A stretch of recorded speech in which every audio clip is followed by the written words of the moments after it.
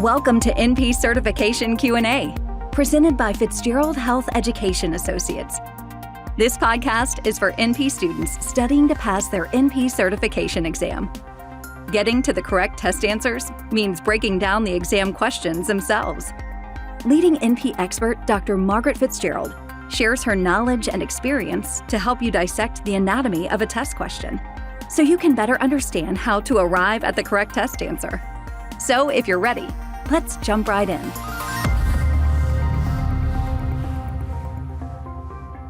Joesph is a 14-year-old, generally well and up to date with health maintenance, who presents for a sick visit today with a 36-hour history of gradual onset of nausea, vomiting, and loose stools, reporting, quote, "I'm not sure how many times I threw up or had diarrhea," close quote.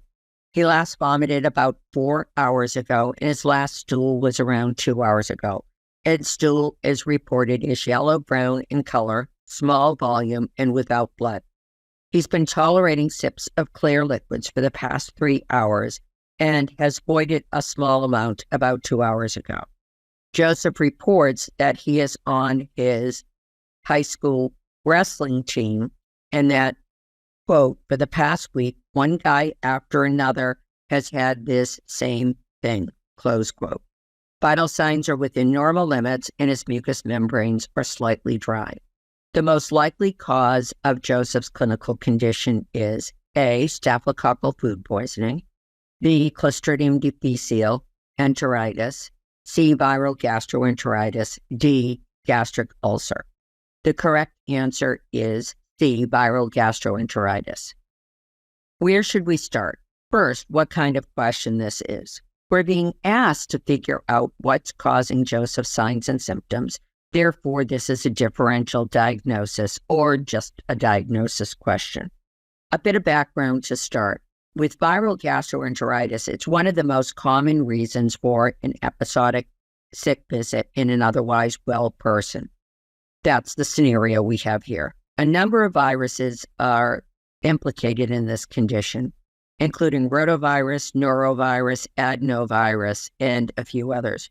Norovirus, of course, has been estimated to cause upwards to 90% of all the cases of viral gastroenteritis seen in North America. Most of these are transmitted via the fecal-oral route, including contaminated food, contaminated water. The virus can also be transmitted via exposure to vomitus and through select fomites, and perhaps even airborne. Quite often, you'll hear about a cluster of individuals within a family or a group with similar signs and symptoms. That's exactly what we have here, with Joesph telling us his teammates have been getting sick over the past week, quote, one after another, period. That gives you an idea that they all didn't get sick at the exact same time, which is far more consistent with something like staph food poisoning, where a bunch of people eat the same food, then they all get sick within a few hours of one another. But when you hear of a number of people getting sick over a number of days, so maybe if, let's just say, 8 people on his wrestling team have come down with this, one comes down with it on Monday, and then 3 come down with it on Tuesday, and 2 more come down with it on Thursday, and then 1 more gets it on Friday, that type of thing. That is the scenario with an infectious disease that is transmitted person to person in a small group. And when you think about it, he's on the wrestling team. There are very few sports where the contact with another human being is as close as it is in wrestling. With viral gastroenteritis, characterized by symptoms and signs such as nausea, vomiting, loose stools that tend to come on gradually over 1 to 2 days, persist for a few days, and then begin to resolve. But sometimes you will see it where the signs and symptoms come on pretty quickly over just a few hours. A colloquial name for viral gastroenteritis is, quote, the 24-hour stomach flu, close quote. I'm not really happy with anything being called the flu other than influenza, but this gives you an idea that most people do start to feel better within 24 hours of the onset of symptoms.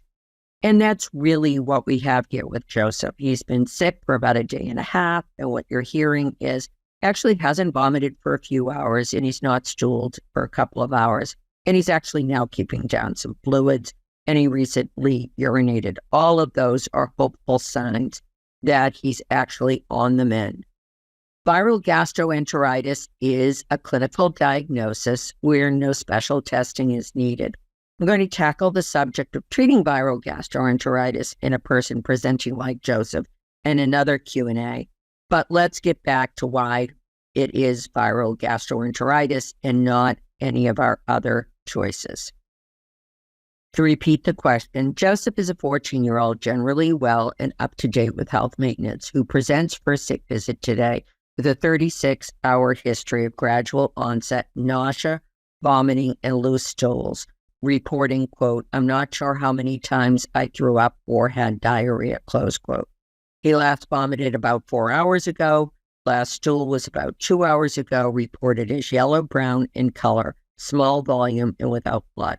He's been tolerating sips of clear liquids for the past 3 hours and has avoided a small amount about 2 hours ago. Joesph reports that he's on the wrestling team at his high school and that, quote, "For the past week, one guy after another has had the same thing," close quote. Vital signs are within normal limits and his mucous membranes are slightly dry. The most likely cause of Joseph's clinical condition is A, Staphylococcus food poisoning. This is incorrect. In food poisoning caused by Staphylococcus aureus, the signs and symptoms are a result of an enterotoxin that the organism produces. Its origin is invariably from a single source of food that has not been handled properly, and the Staph aureus has been allowed to proliferate. One of the characteristics of staph food poisoning is the incredibly rapid onset of symptoms that usually occur 1/2 to 8 hours after the ingestion of the problematic food. The clinical presentation is quite similar to viral gastroenteritis because it includes fever, significant abdominal cramping, nausea, vomiting, and some stooling. And if this was staph food poisoning, what we probably would have heard from Joesph is that he and his teammates all ate the same food, and then between 1/2 and 8 hours later, they all got sick around the same time. But, of course, Joesph is telling us that his classmates, his teammates have become sick over the past week. I've mentioned this in other podcasts, but one of the reasons why having an exact timing of the history of an episodic illness like this and to find out if other people around the individual have had similar signs and symptoms and in what time period, it's simply critical to your differential diagnosis. Another part, staph food poisoning, it's more upper GI than lower GI, so a lot more vomiting than there is stooling. And we see almost like a balance of the two for the most part with viral gastroenteritis, both vomiting and stooling. B, Clostridium difficile enteritis. C. diff, the dreaded C. diff. Of course, this is not correct. Do we see C. diff out in the community? Because, let's face it, most of you on this broadcast are learning to be family or adult gero primary care NPs. In other words, being prepared in the outpatient primary care role. But the vast majority of you have come from the acute care setting. So in the acute care setting, of course, unfortunately, C. diff is alive and well. So now that you're transitioning to thinking like an outpatient provider rather than inpatient provider, should we kind of sort of leave C. diff in the rearview mirror and not think about it? Oh, no. We do see it out in the community, but not nearly as often as you might see in the inpatient setting or long-term care facility. But regardless of where you see C. diff, usually there's a history of some kind of a trigger for it, like recent antimicrobial use. That's because all the antimicrobials, doesn't matter which one it is, all have the potential to alter gut flora, and C. diff that was already in the gut is allowed to proliferate. There's nothing here that mentions that Joesph recently took an antibiotic. And if something is not mentioned in a question, then it was not important to coming up with the differential. The other part is C. diff disease is usually lower and not upper GI. And Joesph has been doing a lot of vomiting. Option C, viral gastroenteritis. This is, of course, the correct answer. Option D, gastric ulcer. This is also incorrect. This is a condition usually seen in older adults, and I often call gastric ulcer a disease of too much. Too many NSAIDs, too much alcohol, too much stress, and is usually correlated with mild nausea with food ingestion, dyspepsia, but not vomiting and not lower GI symptoms.